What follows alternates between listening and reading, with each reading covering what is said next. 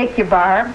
Dinner's ready. Oh, that's all right. I was having a nightmare anyway. A nightmare? I hope it wasn't too gruesome. Help me? Yeah. Ruth, you know what you said before about seeing the reflection of ourselves? Yes? Well, I think I'm going to try it. That's fine, Barb. I know you'll find that if you're nice to people, they're usually nice to you, too. Now, how about some dinner?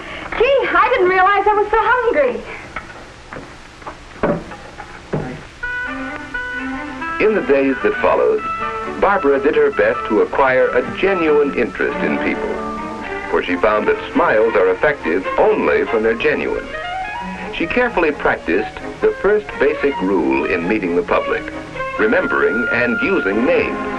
Oh, yes, Mr. Borden. I'm sure that Mr. Thompson will be glad to see you. Of course, Mr. Farnsworth. I'm sorry, Mr. Pratt. She formed the habit of tactfully getting the name and business of every visitor and of introducing him in a pleasant, gracious manner. Mr. Thompson, this is Mr. Markham of Allied Manufacturing Company. How do you do? She learned to anticipate Mr. Thompson's needs and have ready for him material he might require during an interview. When it became necessary to interrupt an interview with information from Mr. Thompson, Barbara wrote out the message. It wasn't all easy. She made some mistakes, of course.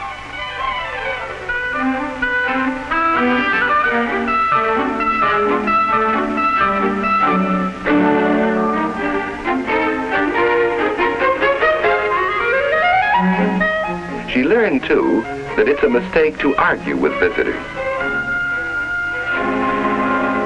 You have an appointment at 10:30. Mr. Thompson should be with you in just a few minutes. Would you mind waiting over there? As different kinds of situations came up, Barbara discovered the proper way to handle them. One of these was the inquisitive caller. Oh, I suppose you girls managed to keep busy. Yes, there's always enough work to do. There's a rumor that the firm closed a big deal with Marshall & Company. Is that so? Yes, a 5-year contract. Know anything about it? I can't say that I do. However, if you'd like to see Mr. Walker, that's all. No, it's perfectly all right. It's not that important. Yes, Barbara learned to be on guard against the visitor who asks too many questions, to handle him tactfully but firmly. She learned how to turn away a visitor firmly without making an enemy of him. Can I make an appointment now for some time? Next week? Anytime? I'm free anytime. Well, perhaps I can phone you when an appointment would be more convenient. I have your number. Well, all right. That's fine. Thank you. Thank you. She learned good telephone manners, like answering promptly, using the caller's name. Mr. Thompson's office? Yes, certainly, Mr. Hunt.